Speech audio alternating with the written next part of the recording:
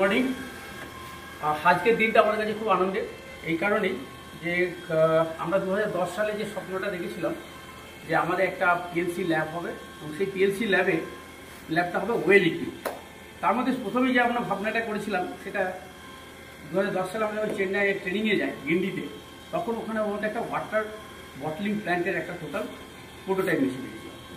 তো আজকে আমরা সেটা কিন্তু আমাদের গাইটাই দুর্গাপুরের ল্যাবে এখন আমরা সেটা ফিজিক্যালি দেখতে পাচ্ছি এবং এর জন্য প্রথম যেটা আমাদের ধন্যবাদ আমাদের অধিকর্তা মহাশয় অরিন্দ আচার্য স্যারকে।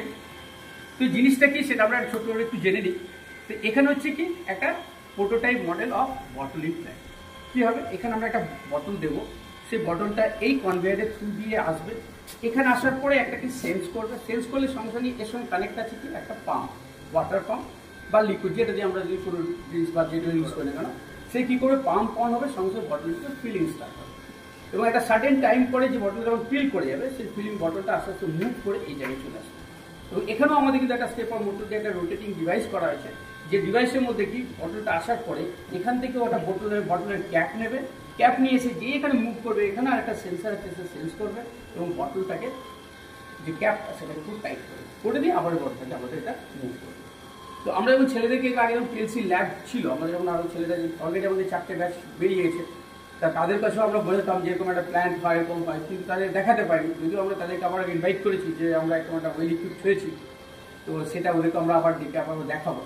তো এখন একবার আমরা এই প্রোটোটাইপটা একটা জাস্ট আমি দেখে নিই এটা কীভাবে কাজ করছে। প্রথমে আমরা কী করলাম, একটা বটল রাখলাম, বটল যেই রাখছি রকটা আস্তে আস্তে স্লোলি মুভ করছে। এই মুভ করতে করতে যেই এই যে সেন্সার আছে দেখবো ব্যাক সাইডে একটা লাইট অন হচ্ছে, যেই লাইট অন হলো বটল স্টপ হয়ে গেল, সঙ্গে সঙ্গে আমার পাম্প স্টার্ট হলো, এর মধ্যে ফিলিং স্টার্ট হয়ে গেল। এবার একটা সার্টেন এটা কিন্তু আমরা কন্ট্রোল করতে পারবো পিএলসি থ্রুতে। আমরা কন্ট্রোল, যদি ছোটো বোতল হয় তার মতো একরকম হবে, 500 ml হলে একরকম হবে, আর যদি ছোটো হয় 250 ml 300 ml সেগুলো আমরা চেঞ্জ করতে পারবো, কিন্তু আমাদের হাতে আছে। তো যেই একটা বটলারের যে সেট ভ্যালু পর্যন্ত আমার কী হলো, বটলিং ফুলফিল হলো, সঙ্গে সঙ্গে কী হবে, আমার পাম্প এখান থেকে বন্ধ হলো। যেই পাম্প বন্ধ সঙ্গে সঙ্গে আমার কনভেয়ার স্টার্ট করলো, বটলকে ধীরে ধীরে ধীরে নিয়ে যাচ্ছে তো নয় আমাদের যে রোটেটিং যে ডিভাইসটা যেটা দেওয়া আছে তার মধ্যে এখানে সত্যি করলো, ঢুকলো, যেই ফুল করলো সঙ্গে সঙ্গে এখানে একটা সেন্সার আছে, এই সেন্স অন করলো, আমাদের ডিভাইসটি সঙ্গে সঙ্গে রইল। সঙ্গে দেখুন এখানে কিন্তু বটলের ক্যাপও কালেক্ট করে নিল, এখানে মুভ করতে বটল কালেক্ট করলো, নামলো, নেমে এই যে ফুল রোটেট করে বলটাকে ফুল টাইট করলো, করে বলটা কিন্তু আবার রোটেট করে আমার মুভ করে বেরিয়ে যাবে। তো এই যে সিস্টেমটা এটা আমরা কেন করলাম, এই কারণেই, কারণ আমরা বলে দেওয়া ভিডিও দেখা এর মধ্যে ফিজিক্যালি জিনিসটা দেখার মধ্যে কিন্তু অনেক পার্থক্য। তো আমাদের সত্যি আমাদের পিএলসি ল্যাবের স্বপ্ন, আমাদের টিমের যে সদস্য প্রত্যেকের স্বপ্ন ছিল যেহেতু আমাদের একটা ওয়েল ইকুইপড একটা অটোমেটিক বটলিং প্ল্যান্ট হবে, সেইটাতে আমরা কিন্তু এবং আমি আবার একবার সবাইকে আমি নিজের ধন্যবাদ জানাই।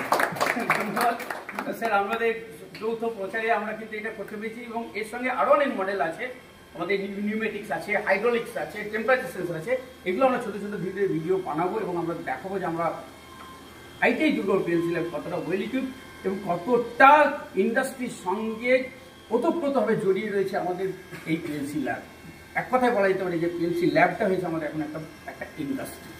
তো আমি এইটুকু বলবো সবাইকে যারা এই ধরনের আগ্রহী অটোমেশন নিয়ে পিএলসি ট্রেনিং, তারা আরও বেশি করে আসুক, আরও বেশি করে ট্রেনিং নিক এবং এটাই হবে আমাদের পিএলসি ল্যাবের সার্থকতা এবং আমাদের সাফল্য। ধন্যবাদ।